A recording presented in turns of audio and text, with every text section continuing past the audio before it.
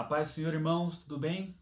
Pela graça de Deus, aqui estamos mais uma vez na lição número 4 do primeiro trimestre aí de 2021 da nossa EBD.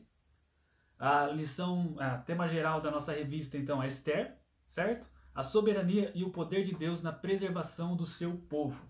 Lição número 4, ela é intitulada assim, a fidelidade do cristão ao Senhor. Então vamos ver um pouco aí desse tema da fidelidade.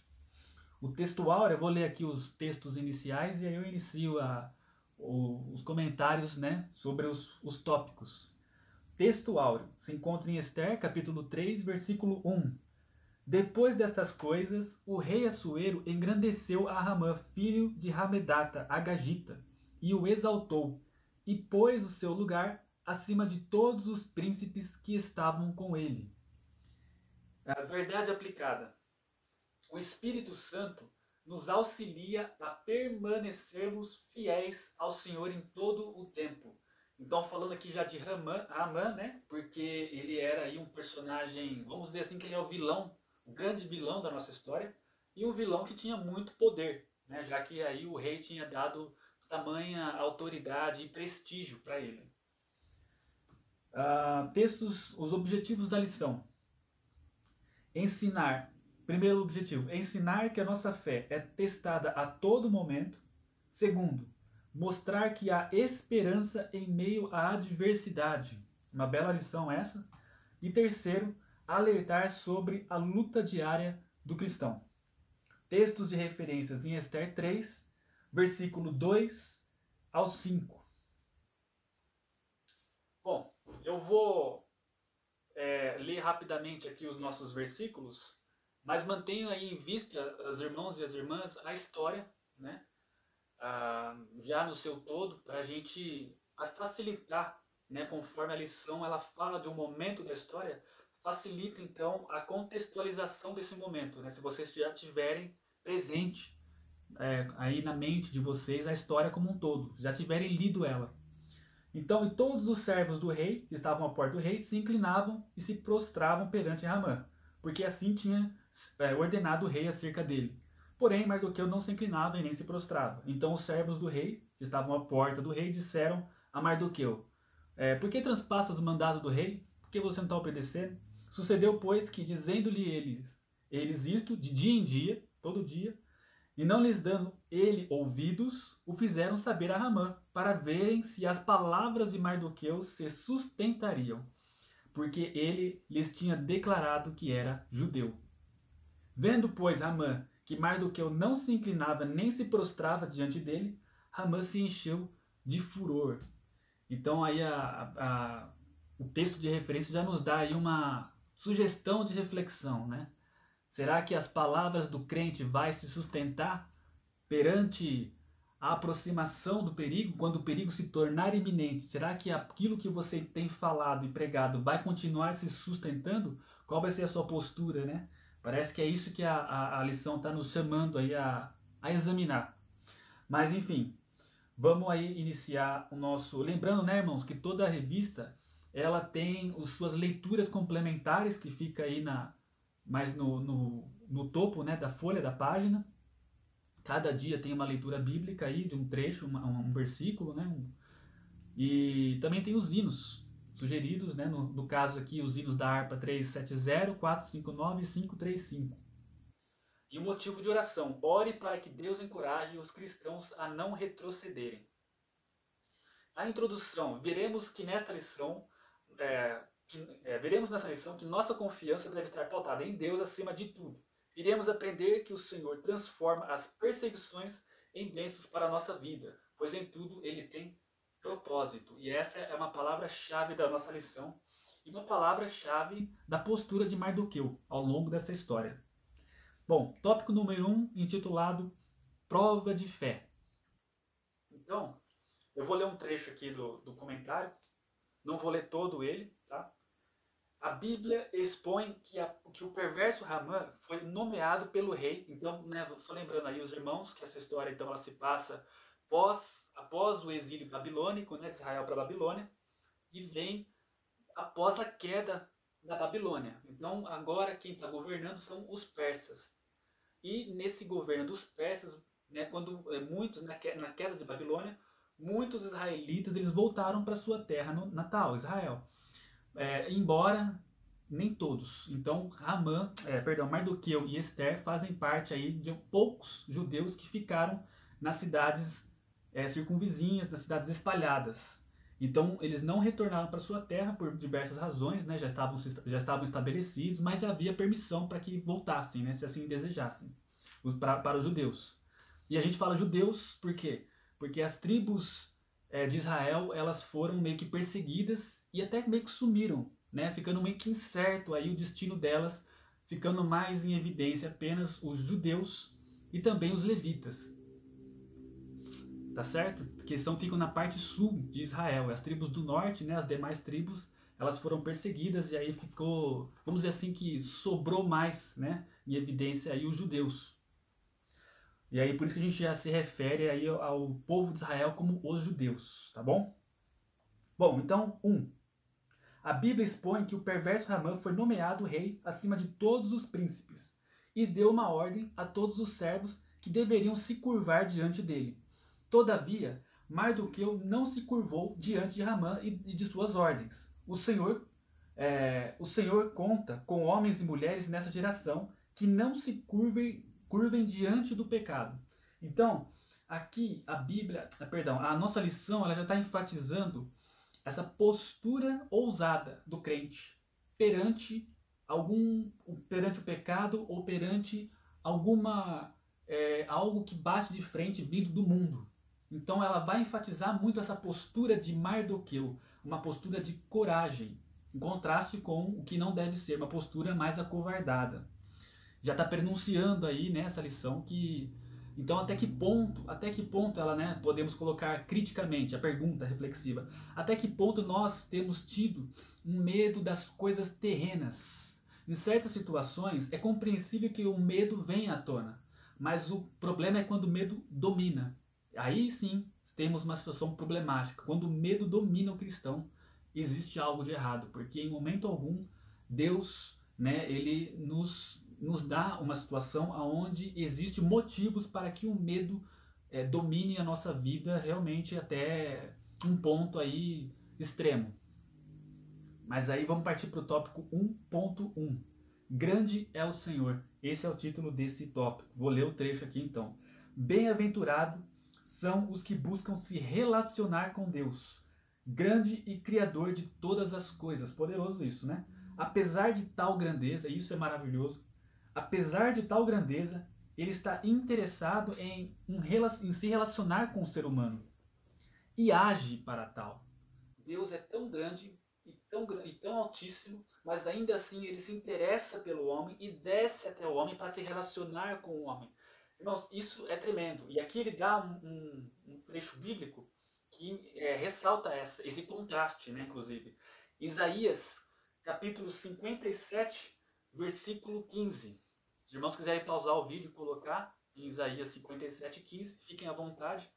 Diz assim o texto: porque assim diz o Senhor, diz o alto e o sublime. Porque assim diz o alto e o sublime, que habita na eternidade e cujo nome é santo. Num alto e santo lugar habito, como também com o contrito e abatido de espírito, para vivificar os espíritos dos abatidos e para vivificar o coração dos contritos. Que glorioso, que bonito é esse trecho e que contraste, né, nítido que nós temos entre o Altíssimo e aquele que está lá embaixo. E como que o Altíssimo, ao mesmo tempo que ele está lá no alto, ele está junto com aquele que é pequenininho, que está lá embaixo. Também no Salmo, tem outras partes, né, da Bíblia aí que vai enfatizar, né, realmente esse contraste, né, essa aproximação do alto com o baixo. Eu separei o Salmo 138, verso 6, que diz assim: ainda que o Senhor é excelso, atenta todavia para o humilde, mas ao soberbo conhece-o de longe. Mas a primeira parte que eu quero enfatizar: ainda que o Senhor é excelso, atenta todavia para o humilde. Deixa eu falar uma coisa para os irmãos. Esse entendimento de que existe um Deus todo-poderoso, absolutamente poderoso, grandioso, majestoso, né? Onisciente, onipotente, onipresente, que habita com o que é pequeno, esse entendimento somente o Espírito Santo pode te dar, irmãos. Somente o Espírito Santo pode fazer isso entrar no seu coração e fazer com que você entenda de fato que Deus, sendo Altíssimo, Ele ainda está com você. Quando se trata do entendimento natural, humano, meramente, não há possibilidade de entender isso propriamente. No fundo, o entendimento natural, ele sempre vai pensar assim: se Deus é grande realmente, Ele está distante de mim, Ele está longe de mim, porque eu sou pequeno. O grande não pode se aproximar do pequeno. Essa aproximação, a gente só entende que ela é real, que ela é possível e real, pelo Espírito Santo. Se não for o Espírito Santo, você não vai entender isso de verdade. Às vezes você pode entender isso ambiguamente. De um lado você fala isso, Deus está comigo. Mas no fundo você fala, será que Ele se importa comigo? Às vezes até o cristão passa por esse sentimento. E aí é o entendimento humano e terreno, natural, tentando ganhar espaço no coração do cristão. Mas Deus e o Espírito Santo testifica isso em nossos corações. Ele é o Criador de todas as coisas e ainda assim se importa com você na sua particularidade. Isso é maravilhoso. Esse é o ponto que a gente enfatizou no tópico 1.1. Grande é o Senhor. Agora aqui no 1.2, essa lição está muito boa mesmo, né? Todas as lições, essa também está. Lição 1.2. Ela está intitulada A Vitória é do Povo de Deus. Ramã fazia parte de um povo que foi o primeiro a atacar os israelitas, quando eles estavam saindo da escravidão do Egito rumo à terra prometida. Então o povo de Israel, recém-liberto do Egito, primeiro que arranjou confusão aí com eles, Amalequitas. Amalequitas, né, eles são então um povo descendente de Amaleque, e por sua vez ele é filho de Isaac, irmão de Jacó. Só que a gente sabe que o Amaleque, ele teve... O filho de Esaú, na verdade, né, os descendentes de Esaú, eles não foram tão abençoados quanto a descendência de Jacó. Bom, em um determinado ponto da Bíblia, por conta dessa perseguição dos amalequitas, né, o povo de Israel, a gente vê que Deus, ele se recorda disso. Ele fala, isso me recordo, né, daquilo que foi feito, oprimido. O povo, como que o povo, os amalequitas oprimiram o povo de Israel. Então Deus manda matá-los, exterminá-los por completo. E essa ordem ela é proferida no momento em que Saul era o rei de Israel, né, o primeiro rei de Israel. Mas o que Saul faz? Se formos vermos na história, ele não obedece ao Senhor completamente. Deus manda eliminar esse povo e tudo o que eles têm por completo. Mas não é o que Saul faz. Saul não elimina por completo. De certa forma, esse é um erro que o povo de Israel comete, ou cometeu no começo da sua história. Porque assim que eles entraram na Terra Prometida, também não fizeram isso. Não expulsaram de todas as nações vizinhas, pagãs, que moravam perto, que moravam ali, né? Então, isso acarretou problemas lá na frente. Por isso que libertadores, juízes tiveram que ser levantados. Mas sempre levantava-se um problema, sempre levantava-se um novo tormento, uma nova perseguição. É claro que a perseguição faz parte da vida do crente. Mas há coisas, irmãos, que vêm à nossa vida por conta de erros lá atrás. Ou algum hábito, né, alguma coisa na nossa história que se repete e nós não cortamos. Eu estou fazendo essa abstração, essa reflexão, para que aplique esse princípio também no âmbito individual, porque a gente está falando de uma nação. De fato, a igreja, como uma geração, né, desse século, ela tem as suas missões, os seus desafios também concernentes a isso. Mas eu estou chamando a atenção aqui mais para o aspecto individual. Bom, então, mas a minha linha é essa. Às vezes, coisas que nós não cortamos, influências más do mundo, nós não podemos sair do mundo, mas nós podemos cortar influências más do mundo, que se caso nós não fizermos isso, elas vão produzir os seus efeitos e vão produzir as suas tormentas. Então há muitas coisas que voltam, que vêm à tona, que nos prejudicam, nos ameaçam, ou nos tiram o sossego, ou representam, né, algum tipo de obstáculo, mas por conta de coisas que nós não deixamos de fazer, coisas que nós deixamos de impedir, cessar, ou nós não eliminamos essas coisas por completo, como más influências, né? Tantos tipos de más influências que nosso mundo tem hoje, sobretudo por conta da acessibilidade da tecnologia ou vários outros meios, né? Então isso é uma coisa para nós refletirmos, né? Até que ponto eu tenho cessado, cortado o mal, né? Tem aquela expressão cortar o mal pela raiz, também é um pouco por aí. Mas na história aqui da Bíblia a gente se refere então a esse momento, né? O Amã, então, ele vem dessa linhagem e Deus não deixa de usar, né, essa ameaça para um propósito de glorificar o seu nome e preservar o povo judeu, de fortalecer a fé do povo judeu. Afinal de contas, Deus é tão bom que até no nosso algo que decorre do nosso erro, ele transforma em bênção para nós e transforma e está inserido num propósito dentro da nossa história. Esse é o 1.2. 1.3 está escrito assim: Deus tinha um plano com Mardoqueu. E aqui a gente começa a entrar nesse senso de propósito quanto à sua história. A sua história, ela é dotada, preenchida por propósito. Ela sempre, toda a história ela é um movimento. E esse movimento, ele está ligado a um propósito, a uma finalidade, né? Está ligado a algo que guia o seu curso. Existe um sentido condutor da sua história. E esse senso de propósito, ele é importantíssimo para cada vida cristã e todo ser humano. Então Deus tinha um plano com Mardoqueu. Eu vou ler aqui o final do comentário. A expressão não toqueis nos meus ungidos em 1 Crônicas, capítulo 16, versículo 22, e em Salmos 105, 15, aponta para a ação e o cuidado de Deus, protegendo o seu povo e preparando tudo para o cumprimento da sua promessa.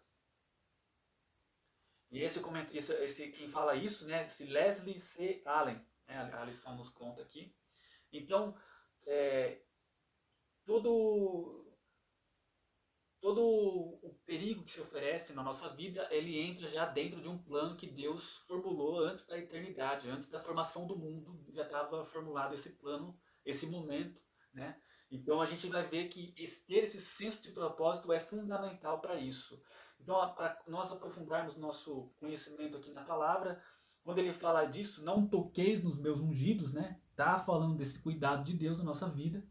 E especificamente aqui no 1 Crônicas 16, 22, irmãos e irmãs, ele está falando também, quando a gente vê esse capítulo, vamos ver esse capítulo rapidinho, ele faz, tanto o capítulo quanto o salmo, ele vai fazer uma recordação dos feitos de Deus sobre a vida do povo, a fim de louvar a Deus, a fim de trazer à memória como que Deus é bom e fiel. Trazer à tona, trazer à memória a fidelidade de Deus, recordando aí os feitos do passado, mas para louvar a Deus no presente e pela esperança no futuro. Então, 1 Crônicas, nessa recapitulação histórica do povo, vou pegar o versículo 18.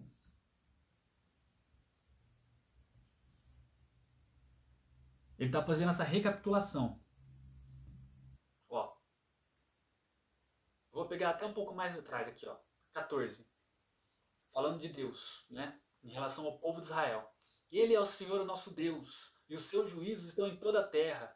Lembrai-vos perpetuamente de sua aliança e da palavra que prescreveu para 1000 gerações, da aliança que fez com Abraão e do seu juramento a Isaque, o qual também a Jacó confirmou por estatuto, e a Israel por aliança eterna, dizendo: a ti te darei a terra de Canaã, que hão de vossa herança.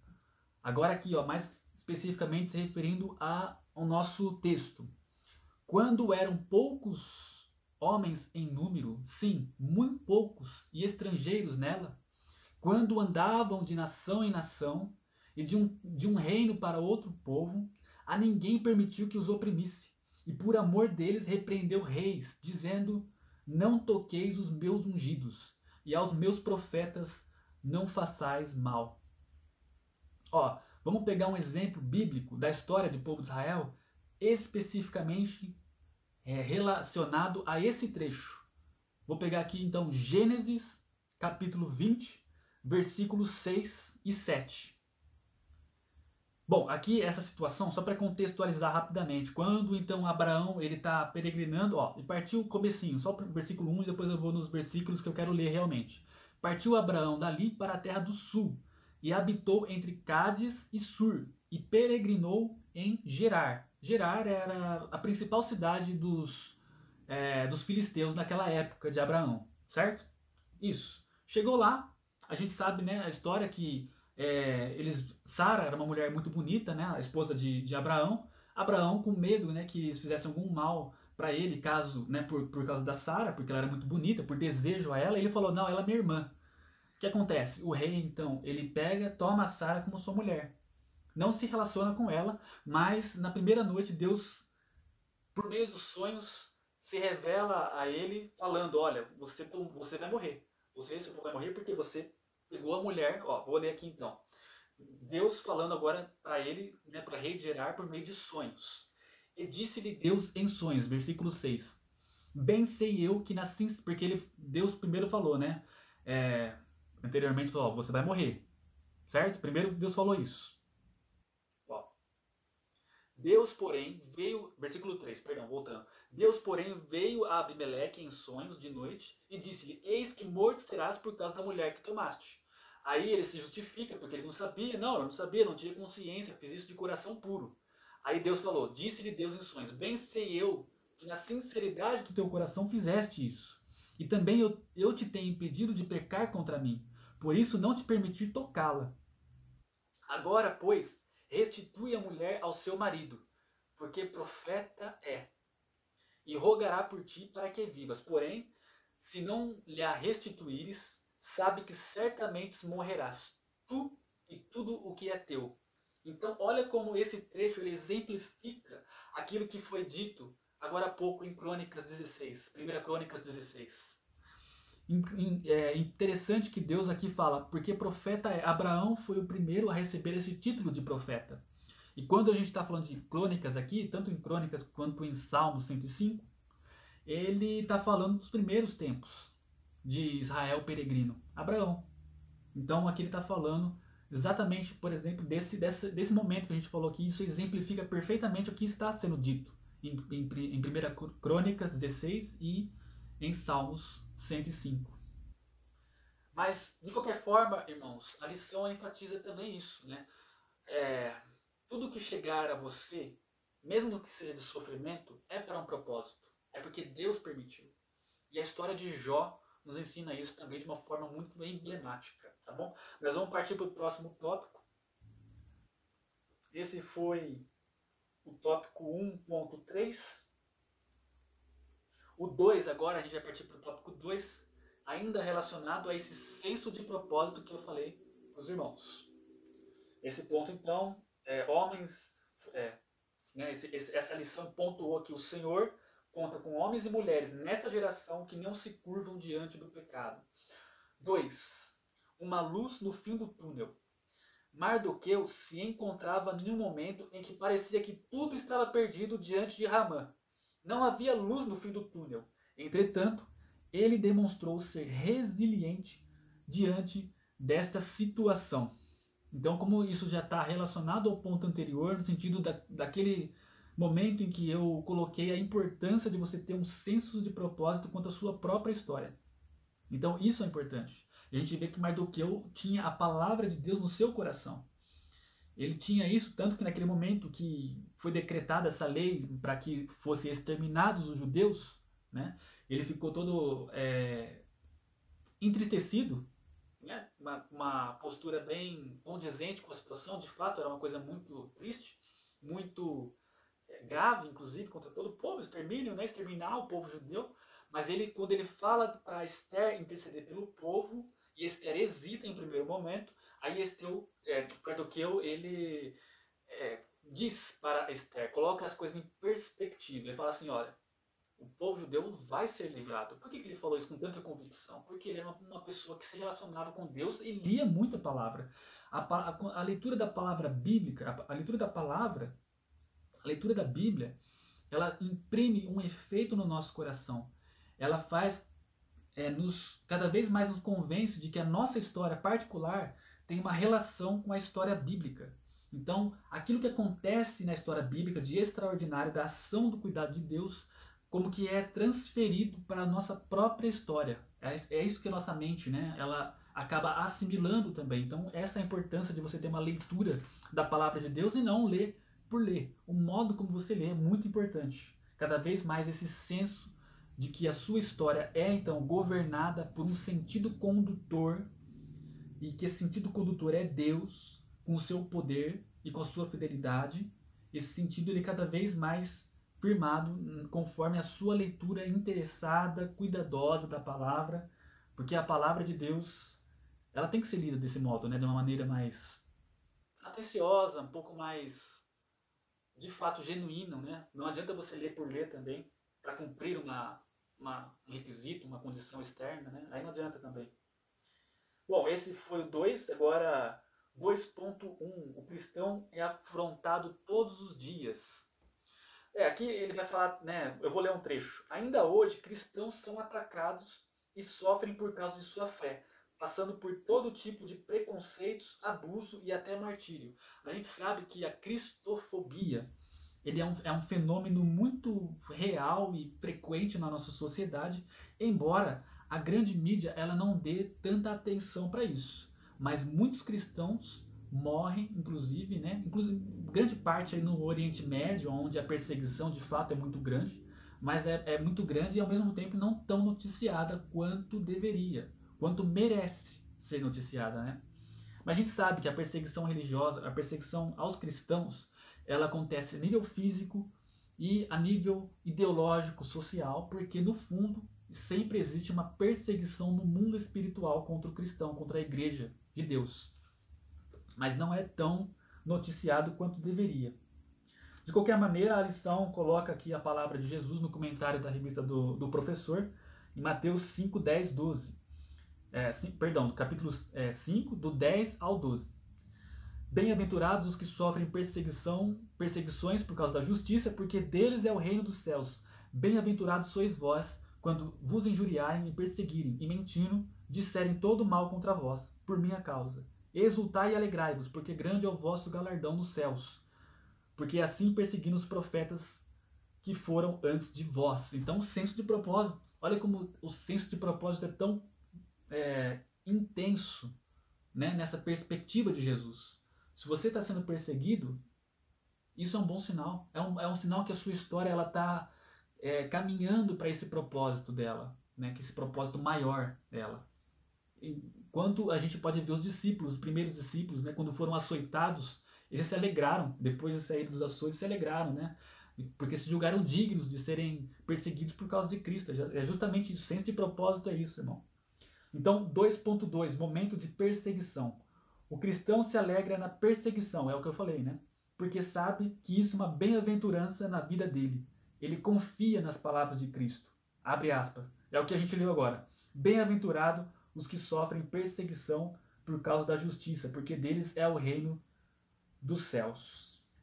Aqui também no comentário da revista do professor diz: é importante que cada discípulo de Cristo esteja firmado na certeza de que o Deus que nos chamou é poderoso para agir em todas as circunstâncias visando o nosso bem. Então, em todas as nossas circunstâncias, Deus, ele já preparou algo. Tudo isso que você está vivendo hoje, no seu dia de hoje, pensa aí no formato, na configuração específica da sua circunstância atual. Pensa nisso, pensa em como que é o seu dia hoje, o seu dia a dia hoje. Essa circunstância, ela tem um propósito. Deus tem um propósito para te aperfeiçoar nessa circunstância que você está hoje. É um propósito específico. Amanhã vai mudar. Amanhã, passar do tempo, vai mudar. Porque Deus vai querer mexer em outra coisa. Mas pensa, você está sendo hoje preparado, aperfeiçoado em alguma qualidade espiritual, ou às vezes também para resolver coisas emocionais. Mas se você está sendo aperfeiçoado, sempre ligado ao espiritual, isso é sem dúvida.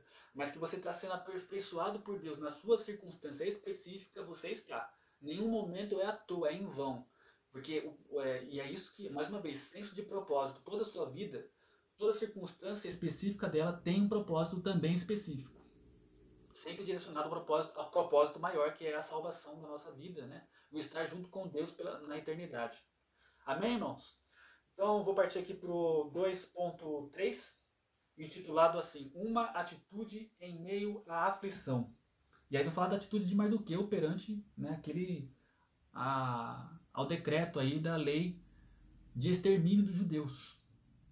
A atitude de Mardoqueu foi clamar, pois cria que o Senhor Deus socorre o seu povo, mesmo em terra estranha. Nossas lágrimas são ouvidas pelo Senhor. Ele as sabe interpretar. Bonito isso, né? Somente Deus sabe interpretar as suas lágrimas. E a sua atitude, ela é determinante. Existe essa discussão, né? O que é determinante realmente? O homem, na sua, vamos dizer assim, a sua genética, o seu ambiente, né? o seu ao redor, né? Os seus entornos sociais, físicos, ou é uma combinação, talvez uma interação entre o que está fora do homem e o que está dentro dele.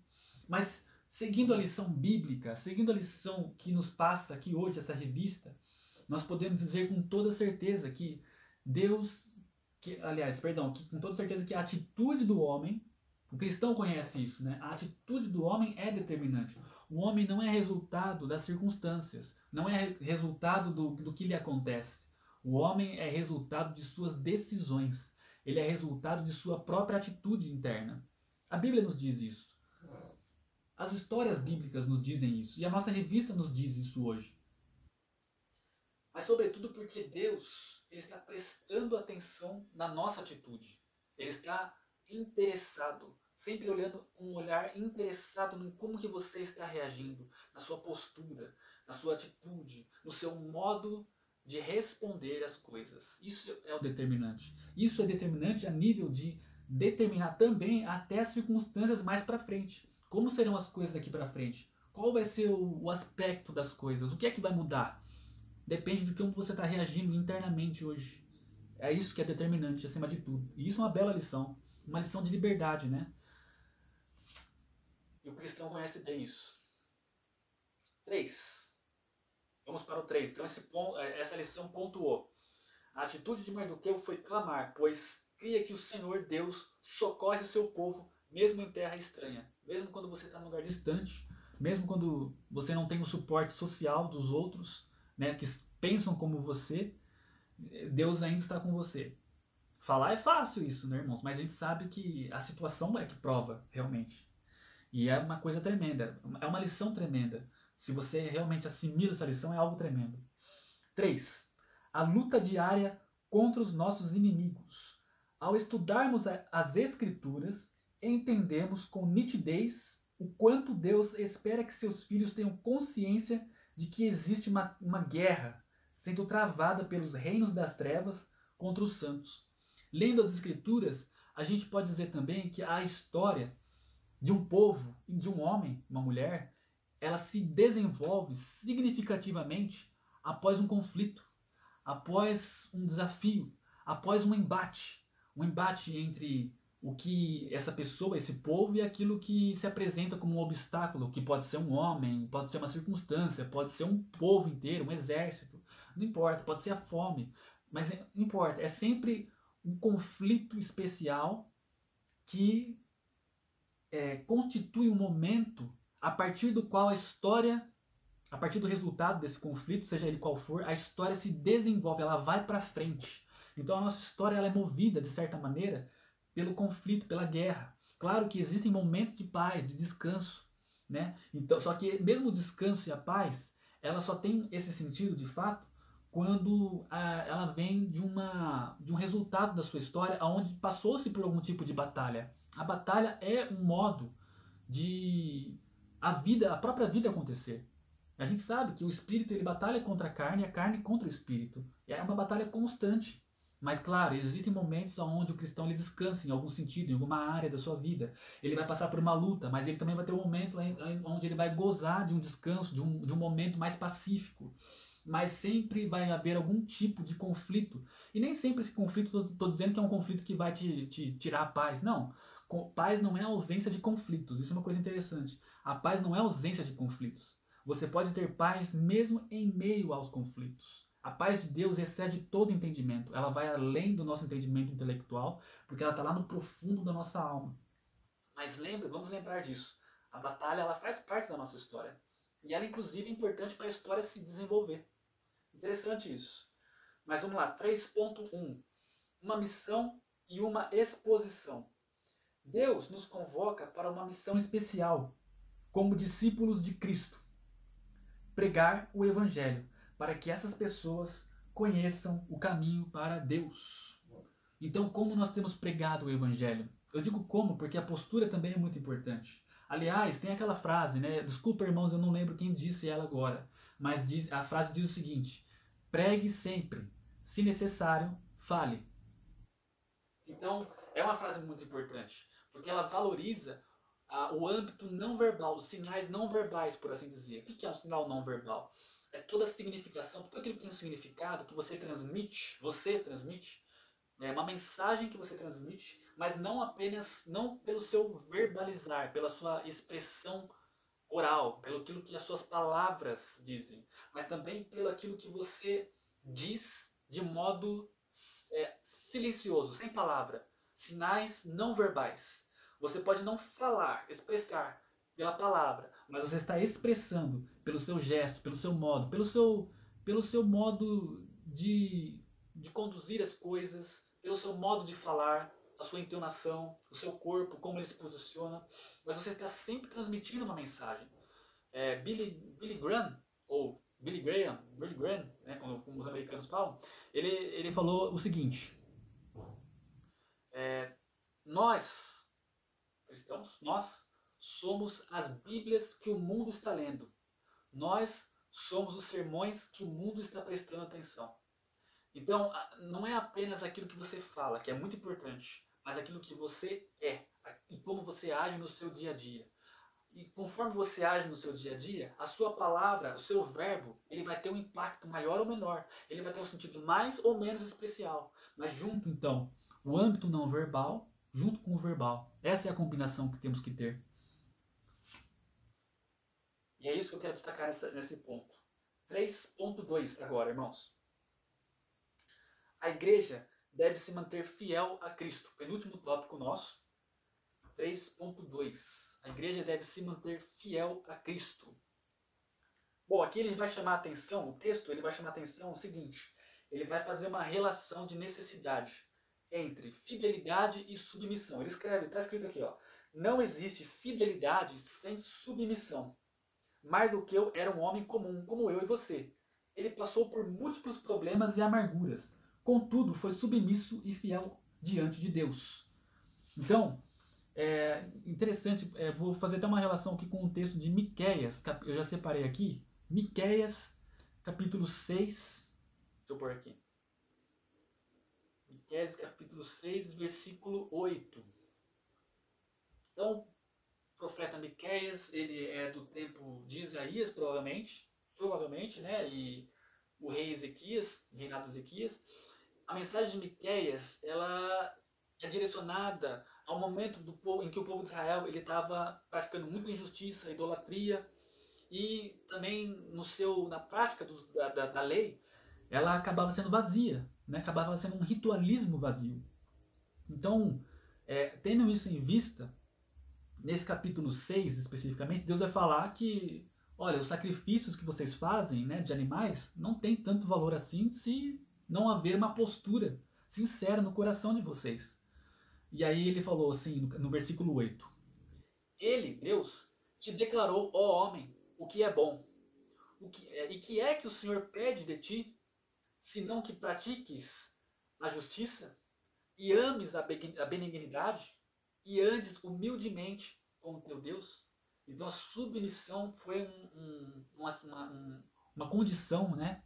Uma característica que ele destacou dentre as poucas coisas que Deus exige do povo. Deus exige um relacionamento sincero. E o que eles estavam tendo ali não era sincero. E aí ele pontuou essas 3 coisas. O que é um relacionamento sincero? Praticar a justiça, amar a benignidade, amar o amor de Deus, amar a fidelidade de Deus. Algumas traduções colocam fidelidade. E submissão. andar humildemente com o Senhor, com Deus.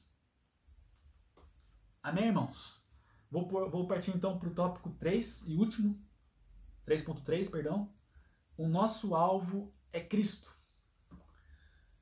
No comentário da revista do professor diz: verdadeiros adoradores necessitam ter mais coragem nesta vida do que qualquer outra pessoa, porque reconhecemos que o Filho de Deus está acima de todo o domínio.